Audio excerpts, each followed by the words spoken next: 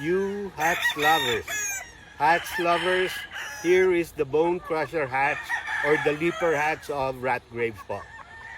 It's not the big chicken. Siguro mga 1,850 o 1,900 max po ito. Wine ready siya, Pecom, green or blue legged. Tingnan nyo, kala nyo mababa, pero tingnan nyo yung hita.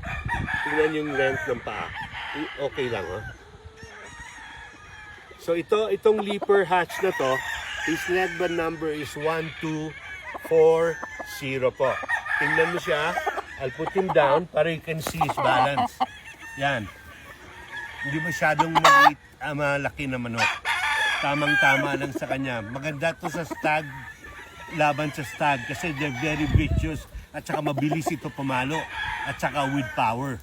Itong maganda sa leaper. That's what they're called bone crusher hatch. His leg band number is 1240. Ito naman po ang ready to breed ng mga leapers. Dark din sila na fowl. From rat graves din ito.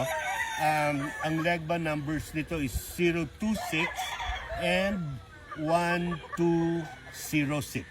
Ito ang ready to breed niyo, sir. Pwede ko rekomenda doon sa mga hatch lovers natin. Give me a call. Tawagan niyo po ako.